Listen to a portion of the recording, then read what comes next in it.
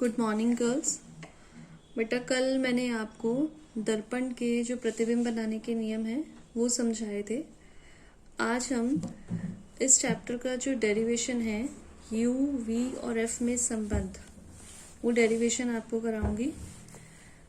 और you V और F में संबंध का जो डेरिवेशन है ये दोनों के लिए आपको करना है, अवतल दर्पण के लिए भी और उत्तल दर्पण के लिए भी।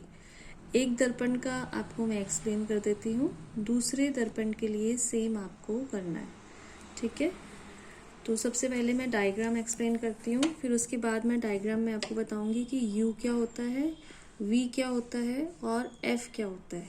और फिर जो दर्पण सूत्र है 1/f = 1/v + 1/u, उसका डेरिवेशन हम करेंगे। तो ये है अवतल दर्पण। M1 M2 इस अवतल दर्पण का द्वारक है, P ध्रुव है, C दर्पण का वक्रता केंद्र है, OO' एक वस्तु है और ये वस्तु वक्रता केंद्र से इधर रखी हुई है। तो जो प्रतिबिंब बनाने के नियम हैं उसको ही फॉलो किया जाएगा कि जो किरण वस्तु से मुख्य अक्ष के समांतर जाती है, परावर्तन के पश्चात वो फोकस से होकर जाएगी, और जो प्रकाशीय किरण वक्रता केंद्र से होकर जाएगी वो उसी मार्ग पर वापस लौट जाएगी। तो ये दो किरणें हैं। प्रतिबिंब बनाने के लिए एटलीस्ट हमें दो किरणें चाहिए। ये दोनों किरणें जहाँ काटती हैं, यहाँ पर काट रही हैं, यहाँ पर वस्तु का प्रतिबिंब बनेगा। तो ये OO' है वस्तु यानी कि बिंब, और II' है प्रतिबिंब वस्तु का। और यहाँ से A बिंदु से हमने एक लंब डाल लिया मुख्य अक्ष पर AN, ठीक है। अब जो डेरिवेशन है हमारा वो है U, V और F में संबंध के बीच में। तो सबसे पहले U क्या होता है? ध्रुव से वस्तु तक की जो दूरी होती है उसको हम U से रिप्रेजेंट करते हैं। तो P से O तक की जो दूरी है PO = है U। फिर V, ध्रुव से प्रतिबिंब तक की जो दूरी होती है उसको हम V से रिप्रेजेंट करते हैं, PI = V। और ध्रुव से फोकस बिंदु तक की जो दूरी होती है उसको हम रिप्रेजेंट करते हैं F, स्मॉल f से, PF = f। तो जो डेरिवेशन है U, V और F में संबंध, तो U है ध्रुव से वस्तु की दूरी, V है ध्रुव से प्रतिबिंब की दूरी, और F है फोकस दूरी। इन तीनों में संबंध। अब डायग्राम में हम लेते हैं त्रिभुज OO'C, ये वाला त्रिभुज, और ये वाला त्रिभुज CII'। अब ये दोनों त्रिभुज जो हैं ये समकोणिक हैं। इसमें ये समकोण है, इसमें ये समकोण है, ये समकोणिक त्रिभुज हैं। एक जैसे इसमें समान कोण है, ये और ये भी बराबर है।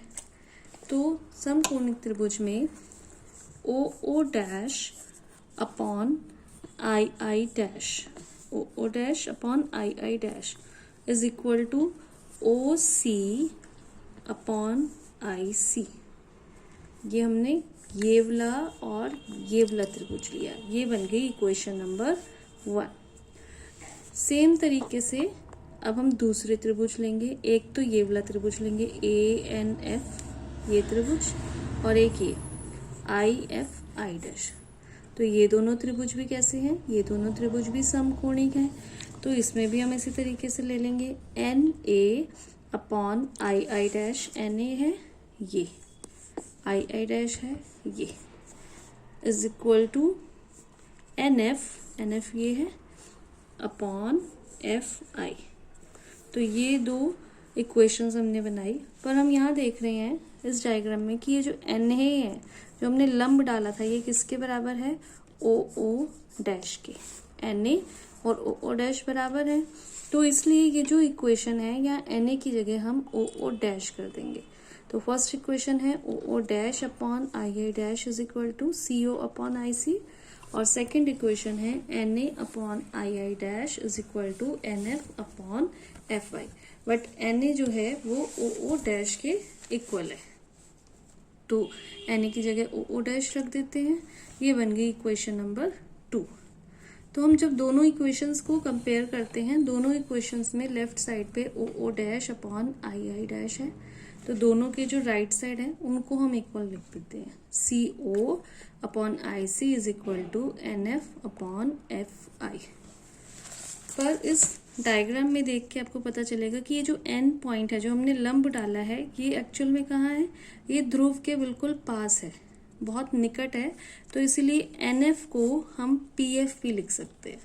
तो इस इक्वेशन में जहाँ पर NF है, NF की जगह हम क्या लिख देंगे, PF। तो अब क्या बन गई equation, CO upon IC is equal to PF upon FI। अब इनको हम चेंज करेंगे जो मान हमारे पास है उनमें। जैसे आप देखिए यहाँ पर है CO, अब अगर हम डायग्राम देखें, CO है ये कोई दूरी हमारे पास नहीं होती, बट हमारे पास ये होती है, PO होता है और PC होता है। PO होता है वस्तु की दूरी यानी कि U, और PC होती है वक्रता त्रिज्या यानी कि R। तो इस तरीके से जो ये टर्म्स हैं इनको हम चेंज कर लेंगे उनमें जो दूरियां हमें पता है।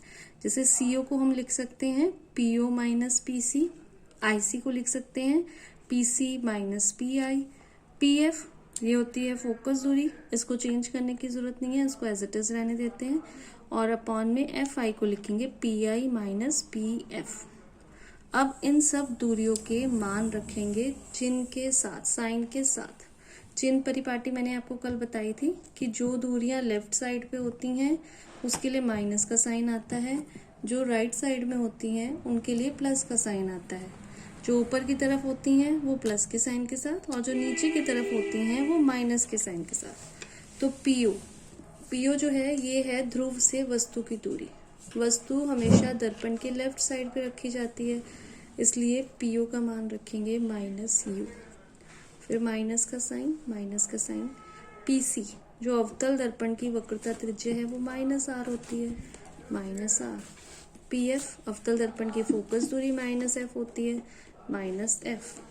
फिर PC माइनस R, फिर माइनस PI यानी कि प्रतिबिंब की दूरी, प्रतिबिंब भी अवतल दर्पण में यहाँ पर लेफ्ट साइड पे ही बना है इसलिए माइनस V, फिर PI माइनस V, फिर माइनस PF भी minus F, minus minus plus F। जहाँ पर ब्रैकेट्स हैं उनको खोल देते हैं, जैसे ये माइनस माइनस प्लस हो गया, ये माइनस माइनस प्लस हो गया।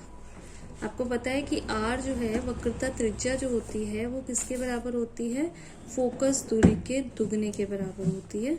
तो हम R को 2F लिख देंगे, यहाँ से R हटा देंगे क्योंकि जो हमने डेरिवेशन करना है वो U, V और F के बीच में डेरिवेशन है, उसमें कहीं R तो है नहीं, तो इसलिए R वाली टर्म हमें हटानी पड़ेगी।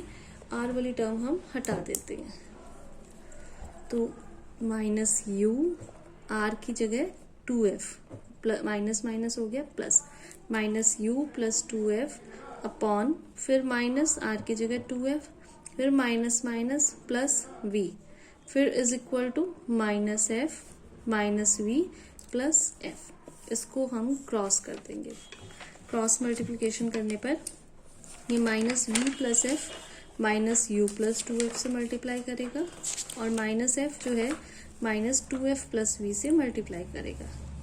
ये मल्टीप्लाई करने पर हमारे पास आएगा UV minus 2FV minus FU plus 2F square is equal to, right side पे आएगा 2F स्क्वायर माइनस FV।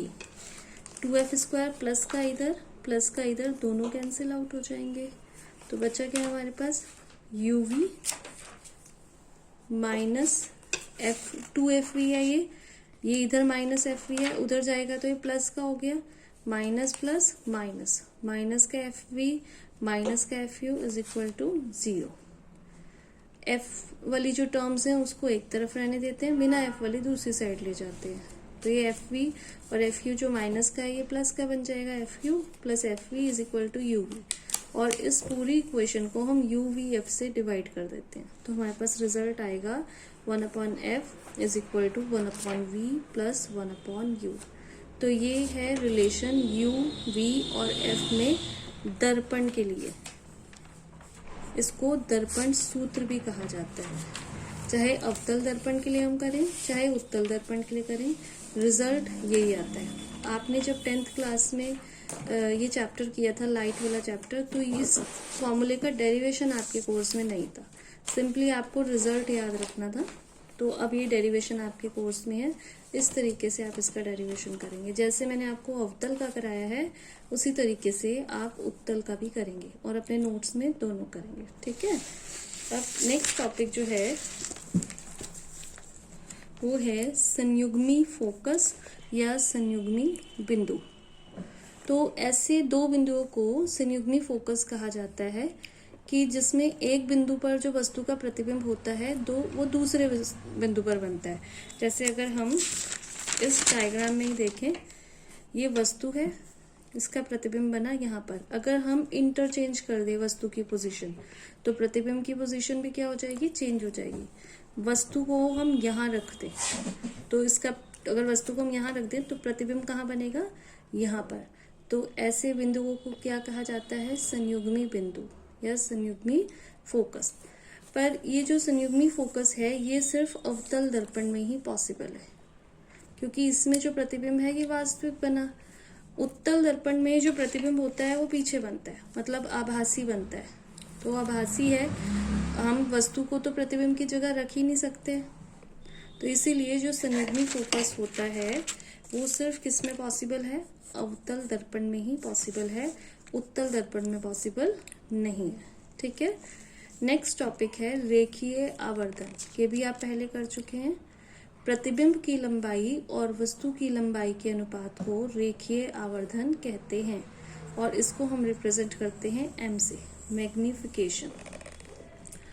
और इसका जो फॉर्मूला होता है m is equal to y2/y1 is equal to -v/u होता है। इसमें भी जो हमें फॉर्मूला जो मान रखने हैं वो चिन्ह परिपाटी के अकॉर्डिंग रखेंगे। और आपको ये ध्यान रखना है कि अगर सीधा प्रतिबिंब होता है, ये न्यूमेरिकल में आपके काम आएगा, सीधे प्रतिबिंब के लिए जो m होता है वो पॉजिटिव होता है। अगर कहीं न्यूमेरिकल में सीधा प्रतिबिंब लिखा है तो आप m लिखेंगे पॉजिटिव, या फिर m का मान आपका पॉजिटिव आ गया तो आप कहेंगे कि प्रतिबिंब कैसा बना, सीधा। और जो उल्टा प्रतिबिंब होता है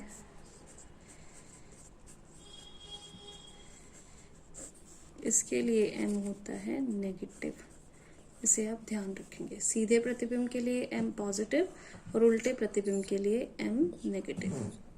अब हम नेक्स्ट वीडियो में प्रकाश के अपवर्तन के बारे में पढ़ेंगे। परावर्तन यहीं तक करना है आपको।